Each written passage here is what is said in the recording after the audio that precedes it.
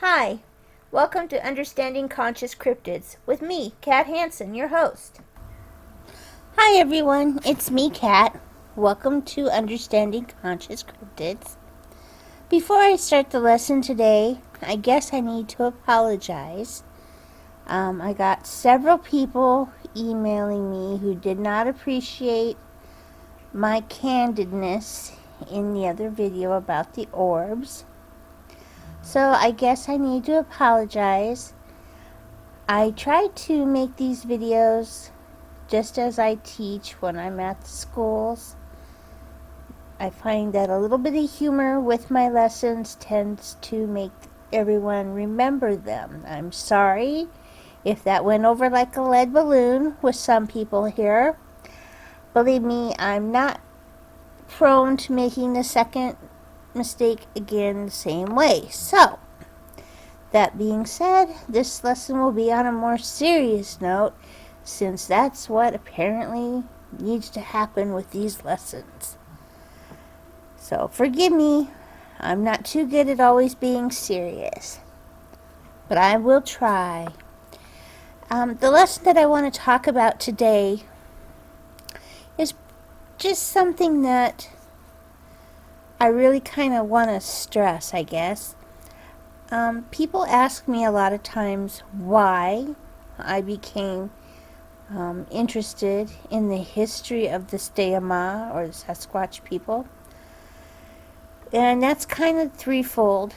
One, because I'm an archaeologist. Two, because I interact with them as a child all the way up through my adulthood now. And three, because in my own people's history, there are strange legends about them. For instance, we have a legend that tells about the cataclysms that befell people. And this was back, I would guesstimate, 1,500 to 2,000 years plus ago. And there is one part of a legend about the monkey people that has always intrigued me. And it's about the second sun. That's the time when this occurred. We call it the second sun time, where the sun reappeared. And the people were turned into monkeys because they didn't have enough wisdom. Now, knowing this and then being able to apply it to the devolvement of the Stayama makes the history of Khat and his people seem very real and very truthful to me. It just has a definite ring of truth, because knowing them as I do, and the legends that we tell of them, about them being the sand people, and having villages, large villages, along the banks of most of the major rivers, it just makes sense, because if you look at the legends, they talk about how well kept these cities were and how they were trading with the other tribes in the areas, and then something happened to make them de-evolve, which is what I've said all along is going on with them. They've lost their language, they've lost their skills, they've lost their towns, they've lost their livelihood, pretty much, as a group order. And now they live in small groups, and I've never seen one more than 20. They live in very small, singular, getting over a sore throat here, singular areas, groups in their areas. And I want people to realize that what they are seeing now when they see the Stayama, who live in the forest, and people say pretty much like an animal, that's what they are considered, as an animal. Because, who, in our mind, who does this? Who would live voluntarily in the forest without the comforts, that we are so used to? And you can liken it to, say, an asteroid hit this Earth, a meteor hit this Earth, whatever. We had some type of cataclysmic accident that befell this Earth. Well, people would go one of two ways. They would either evolve or de-evolve. And that seems to be what's happened with the Steama. They have de-evolved. They don't have what they once had. But they do have remembrance of it, and they do talk about it, So to me, the legends that I grew up with, the stories of the Sand People, seem to be very truthful to me. After all, when I look at them, I only see them in the most primitive of states. I see them using very primitive ways and means to make their living and headway through the forests that they inhabit here, and to me, when I bring this up to them, they do have a remembrance in their histories of what they had before, but they also speak of it sometimes with like sadness, like they miss it, but at other times the way that they see it is this is their new life and this is just how it is. To them it's the way that they have to live, and they look at it as well as having to deal with us humans. It's just something that has to be done. And I think that's got to do with their numbers dwindling at some point, and our numbers thriving and arising above theirs. Now, that being said, I've said before that I believe that they are beginning to proliferate now. They are becoming more fertile, and they are becoming more prolific. There are bigger groups of them. And yes, I do believe that food sources have a lot to do with being able to reproduce. That's a given. Most species will not bring or are unable to bring offspring into an area where there's not enough nutrition for them. And we have made it so that there is a lot of high quality, good quality food available for the Steama. Think about this. We actively populate rivers, ponds, and streams with the native species of fish. We are growing and releasing fowl, waterfowl, and field fowl all over the United States, so that there is more than enough food. Added to that, our crops that we raise, everything is right there for them. And I think it's there at a time and in a way that it's more than they ever had before, except for when they had their own towns. Now, I'm using the word towns here too. I know a lot of people are going to say, oh, no, and start going off on that.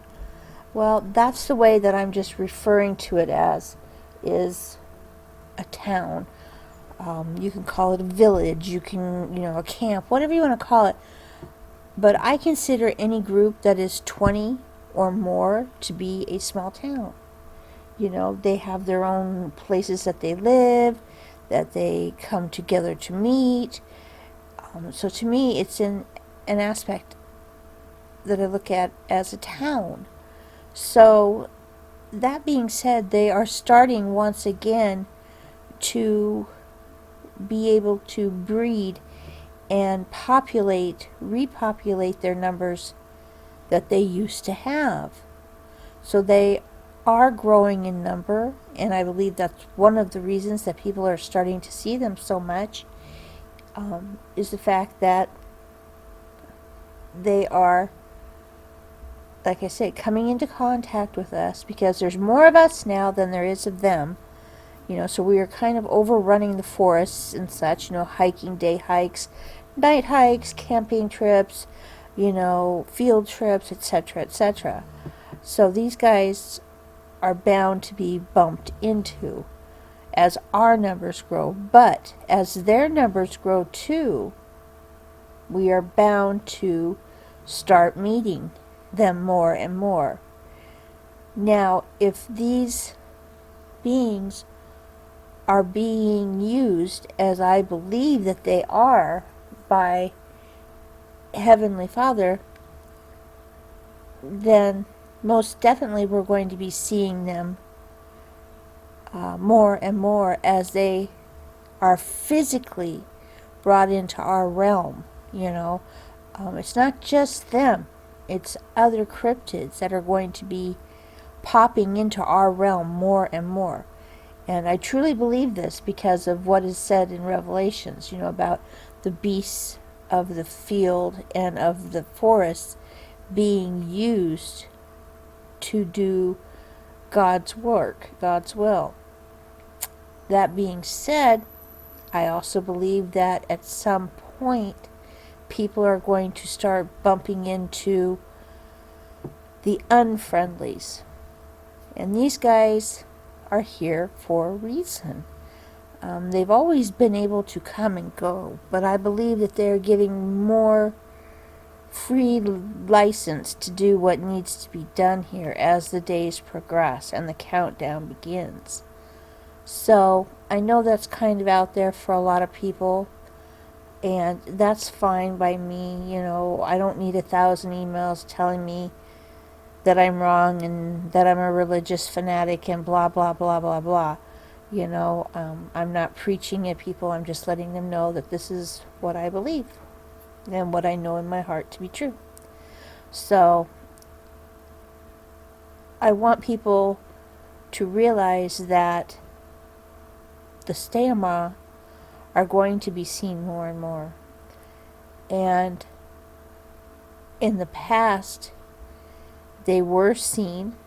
They interacted with humans for a long time, because they actually had people from their own species that were interacting with humans, to trade for things that they needed with the Native American indigenous tribes that were here. So, at some point, when you realize what I just said, that means that humans were interacting with them. We're openly and freely trading with them as neighbors, and there was something that occurred that caused them to backslide, to de-evolve. Okay, now they're done de-evolving. They are now starting to move forward again, and they're letting people know in not so shy ways that they are able to speak our language, are able to think rationally and intelligently, and added to the fact that they are excellent planners. I mean, think about this. For a group of 20 to be living in a forested area behind someone's home, and that person has lived there for 23 plus years and has never seen a sight or had a sighting of them, has never seen a footprint or anything until recently. That should tell you that these beings obviously are intelligent and obviously have the capabilities to plan. So I want people to think about that, because as you hear more and more in the news of the stay-at-home people stepping forward and having people run into them quite literally, you need to realize and ask yourselves, was this by accident or was this by plan? And if so, what are they planning? Why are they planning? And who's leading this planned charge of theirs into our realm? So just something for everyone to consider. I hope everyone has a great week ahead. And I thank you for listening to my lessons. And as I've said before, if you wish to contact me, please do. You can write me an email at understandingconsciouscryptids@gmail.com, and I will get back to you as soon as I can. Thanks.